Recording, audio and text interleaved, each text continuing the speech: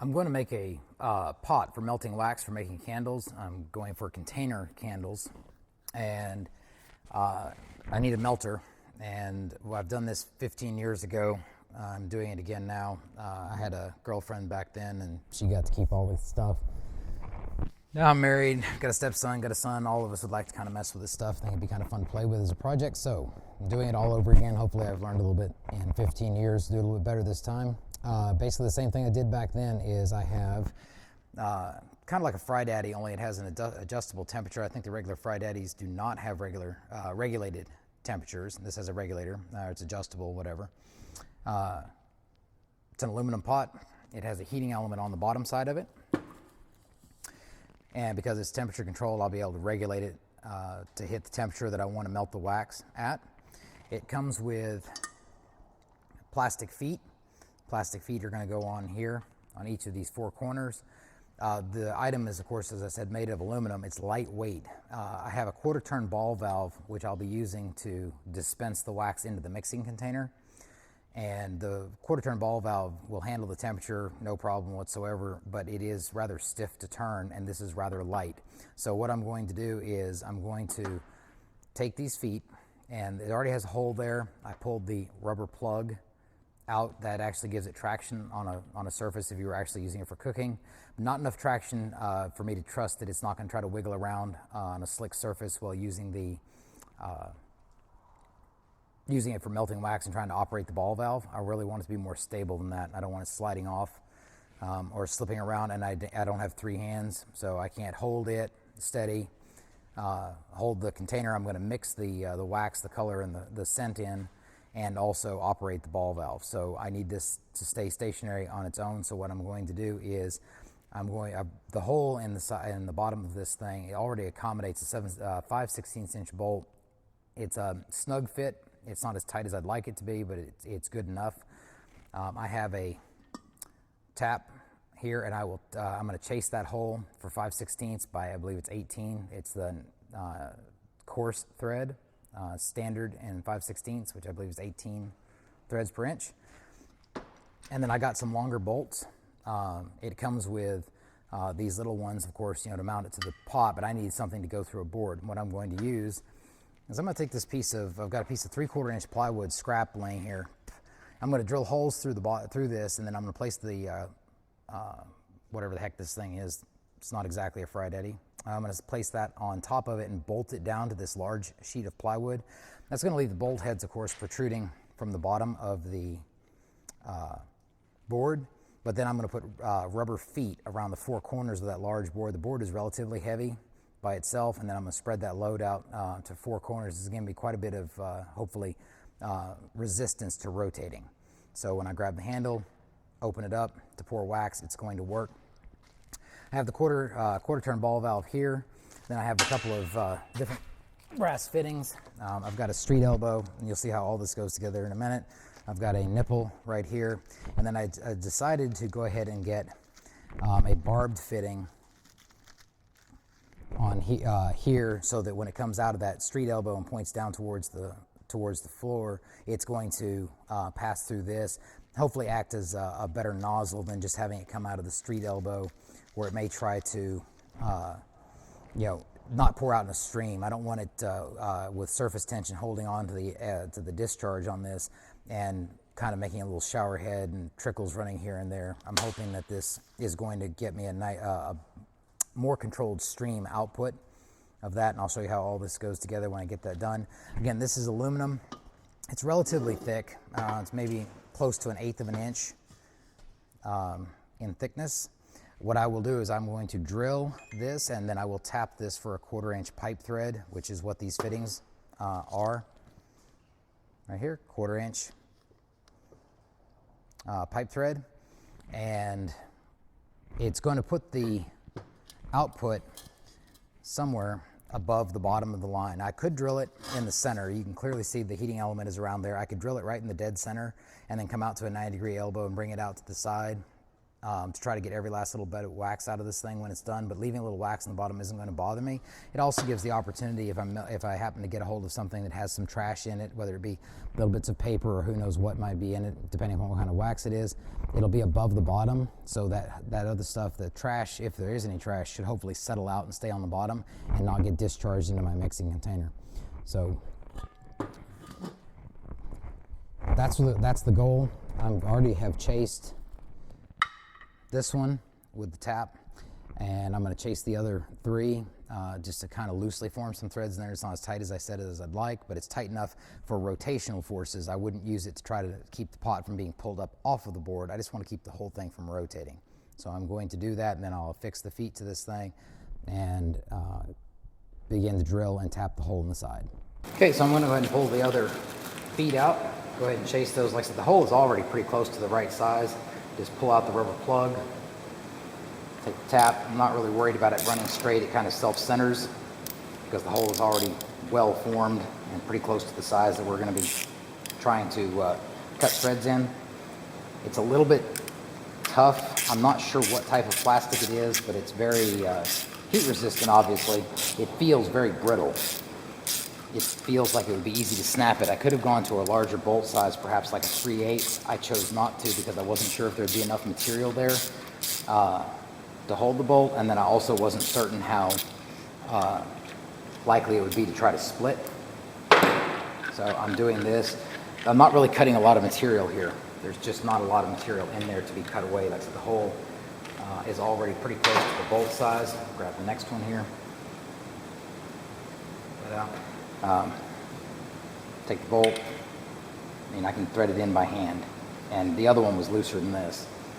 So take this,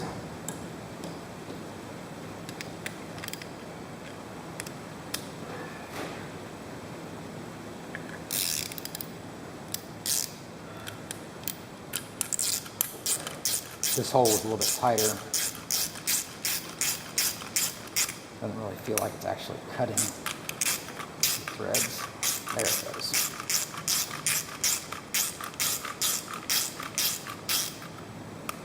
So it bottoms out. I've already tested the depth of these bolts through this board with a washer on the bottom. It's going to be very close, but not quite to bottoming out inside the hole. So we should be in good shape. And like I said, once I have that on that platform, it should be, with the feet underneath the platform, it should be very difficult to rotate. They sell, Lowe's, Home Depot, maybe other regular hardware stores have 2 foot by 2 foot pieces of that 3/4 inch plywood. That happens to be a piece the piece I'm using happens to be a piece left over from another project. But if you just were looking for one to buy at the store, you should be able to buy a 2 foot by 2 foot if you don't need 4 by 8, and if you don't have a way to cut it down.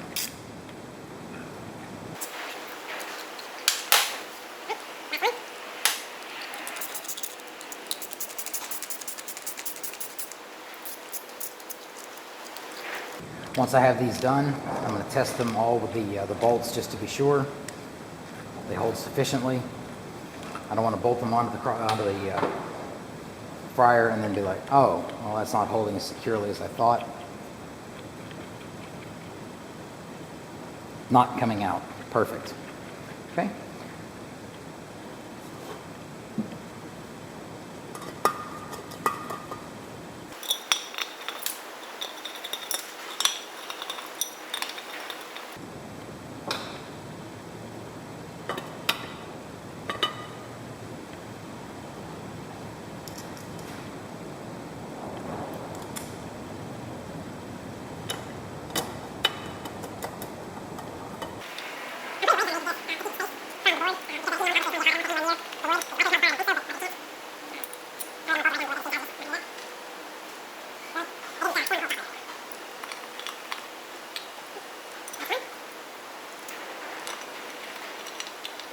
Okay, there it goes. I'm going to move some of the stuff out of the way so I have a little bit more work surface here. So I'm going to bring that board up in a moment.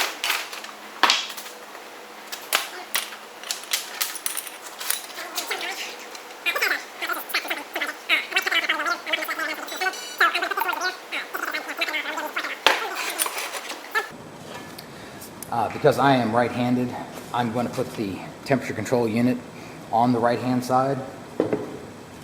So I want this to come off of the edge of this way, like so.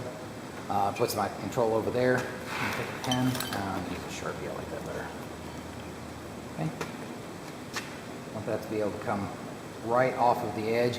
Another nice thing about using a board like this is that I can actually hang this over the work surface if I choose to, and then I can clamp this to the rear and bring this farther out, so I'm able to work around it more if I choose to. I haven't decided yet what I'm going to do about that, but I can. Right now what I'm going to do is I'm going to take a Sharpie pen. I've got this where it looks like it's pretty good. I'm just going to make an arc around where those bolt holes are going to need to be. That's going to mark where I need to drill a hole through the wood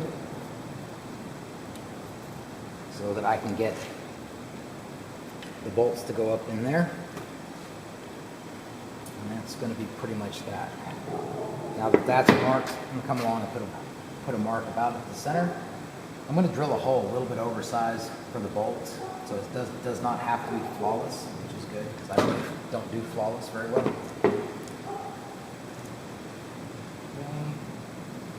And there we go. All right. Okay, so I have the drill set up now. You may be wondering what this is. This is actually a corded drill. They actually make these. Unfortunately, I'm so disorganized. I have a number of cordless drills, not here. So we're going to do the best we can with this old thing. Anyway, so the first thing I'm going to do is I'm going to drill a 3/8 inch hole. These are 5/16 inch bolts. There should be plenty of room. I have a washer, so I'm not going to worry about that. I shouldn't have to be perfect on my alignment there.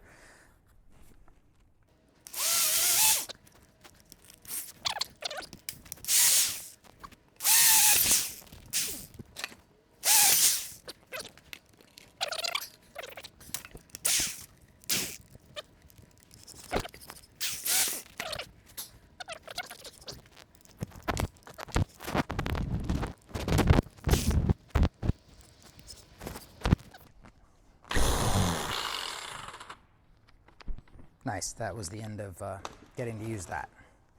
So now I need to go find one of the cordless drills. Okay, so I had to go get a cordless drill. The other one failed to go back into forward after I reversed it. So here we go, let's try to finish this up.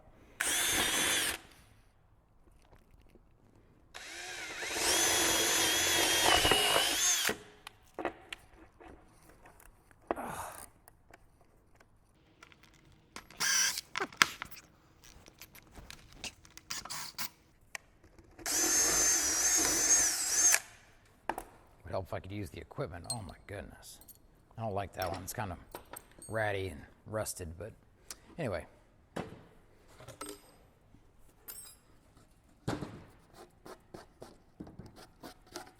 Okay. Set this down.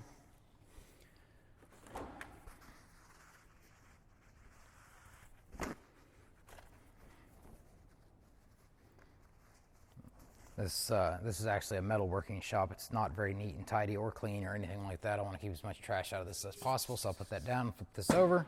I'm going to take this, the holes through it.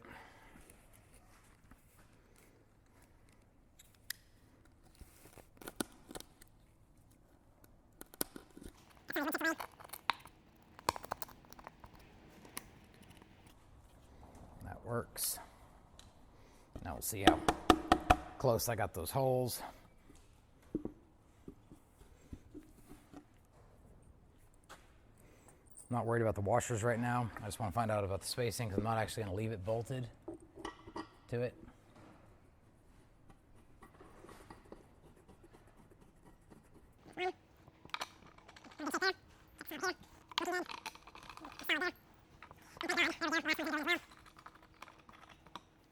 There we go. So that works. Now it's time to drill and tap the hole for the discharge port. Again, these don't have to be crazy tight. I'm not worried about lifting it off of the countertop. I'm worried about rotating whenever I try to operate the valve. So, I mean, I could probably just put wooden dowels in there and be just fine.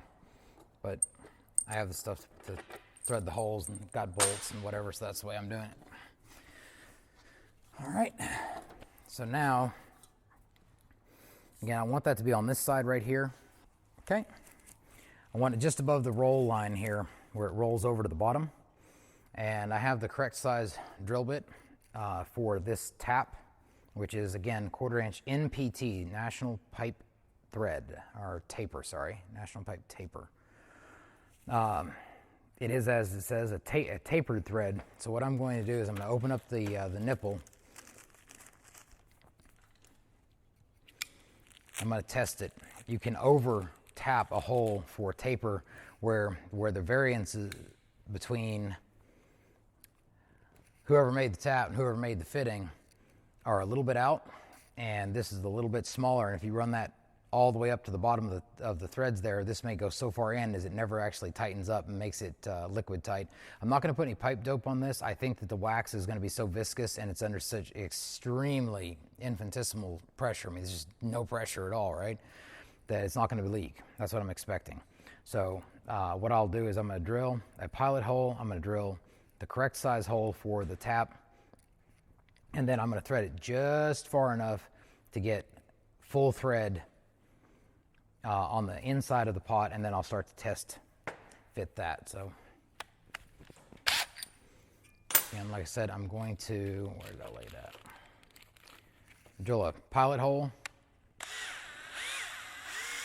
I could center punch the pot, but I'm expecting that this isn't going to roll too badly. I'll find out in a moment.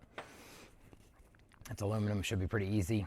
So I want it right here. That puts the temperature control right over here on my right hand. It shouldn't make any difference. I could put it on the back side. It probably wouldn't make any difference. One nice thing is that it also puts the handles on the side. You know, I can grab that then to move the whole platform around if I need to for some reason. So I'm electing to go right here.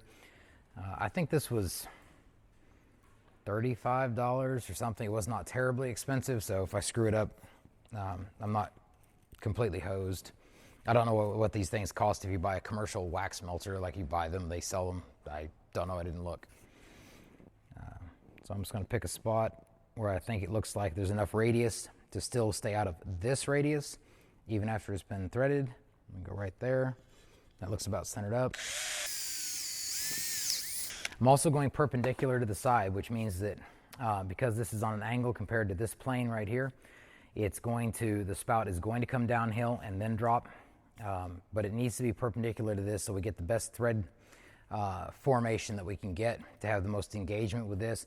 To exaggerate it, I don't want it running in like this or like that, laid over one side or the other. Again, that's quite exaggerated, but this is actually I drilled that pretty perpendicular to the point of contact there. So now that pilot hole is there,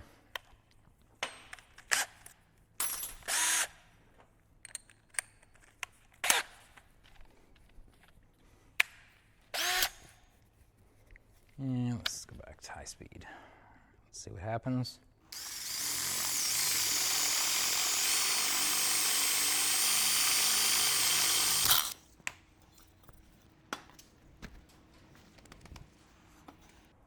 And there we have a hole. I've got this zoomed in, so I'm not sure how well that's going to view on camera because I can't look on the backside at the same time. The hole is clearly at the bottom. I don't want to pull it too close. You can see it's above the bottom, but not by much, so we're not going to leave a whole lot of wax in here.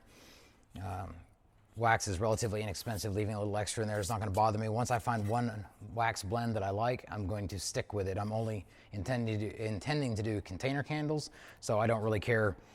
You know, it's not like I'm going to be switching wax. And again, the idea is that I will melt the wax in here, dispense it into a mixing container. That's where I'll mix the color and the scent.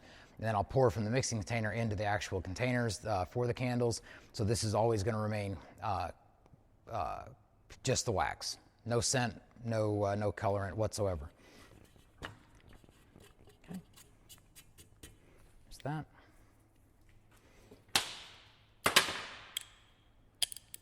Same thing with this, is I'm going to go in as perpendicular to that surface as possible, to that contact point. So let me turn it like this. I've just got a hand tap for this. There, that looks better. I don't choose to use lubricants when threading aluminum. kind of like religion. There are quite a few opinions out there. I don't. And it's not as straight as I would have liked. It's a little bit leaned off away from camera this way, but it will give us enough contact that it should be fine. I'm looking inside. I don't think that'll show up on camera well, but I'm not quite into the full thread yet.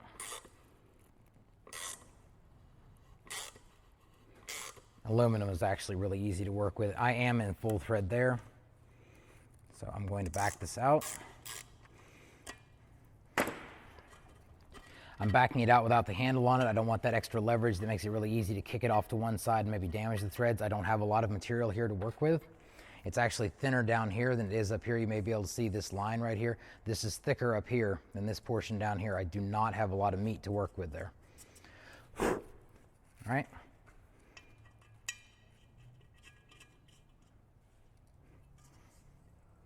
Well, thank God, that's pretty awesome. I don't know how well that'll show up. I'm not very far in. I've only got about a thread inside the vessel.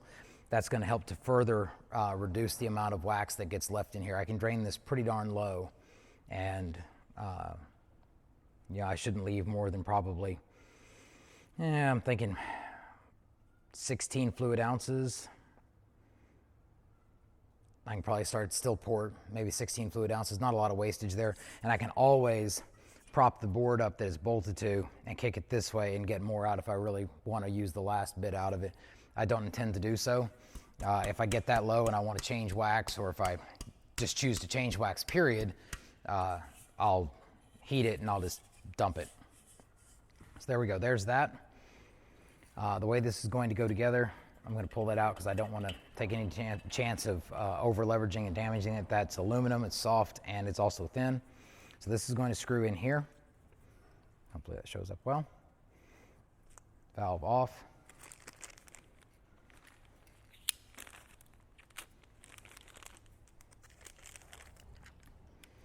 This is called a street elbow. It has male and female as opposed to female. So that's going to thread in here. Like so. And then I have the hose barb fitting. I don't know if it's really necessary, but it seemed cool, so I did it. That's going to thread into the bottom of the street elbow, the other end of it, obviously. And there we go. Now, obviously, it's not turned, it's not clocked or indexed correctly. What I'm going to do is, I'll do it off camera, is I'm going to take this over to a vise and a pipe wrench, and I'm going to tighten these various fittings up. Again, I'm not using pipe dope on there. I don't want to take a chance that that's going to contaminate the wax. Again, this has got practically zero pressure on it, so I don't expect any kind of leaks, and I expect the wax to be more viscous than water would be, so I really don't think it's going to be a problem. You know, I'll find out whenever I actually use it. I don't remember what I did 15 years ago. Today, I'm not putting any kind of dope on there. I hate tape. I don't know if I even have any tape in captivity. I prefer the liquids. And like I said, I worry about it contaminating the wax, so I'm not going to mess with it. Once that's done, this is sort of turned around where it's going to be.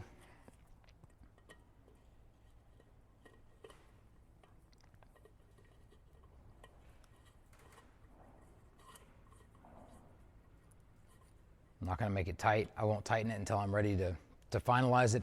And there we are. And you can see, hopefully, let's see on the camera. Yes, you can. Not terribly well, but this is actually below this surface level right here, which is why I put the holes on the board. So this is going to be right at the edge. This is going to overhang, and there you go. And you can see it's trying to turn the pot. You need to hold the pot to be able to operate the handle, which is why I put that on that big board.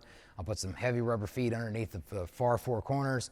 It ought to be completely stationary as I single-handedly operate this. I can do it, but I'm having to apply force downwards. It's not exactly easy to do this without actually having the whole pot rotate. Again, that's why the big board is on there. It'll also provide additional stability, just because we don't want to have a bunch of hot wax getting knocked off, and we are going to be using this at the very edge of whatever our work surface is. It's in asking for an accident to happen. Bolted to that platform should mitigate that risk. I think that's it. I'm going to go tighten these fittings up. I don't think that there's anything else particularly useful at this point to be said until I'll put the handles on, tighten all this stuff up, and then it'll be time to put some wax in it, turn the heat to it. And I've got thermometers for this and the mixing pot, bring it up to temperature. That's pretty much all there is to it. It's not a whole lot of stuff. I don't think there's $20 worth of brass fittings right here. This was 35-ish or so. So 55, less than $60. You've got this. I don't know what the commercial ones cost.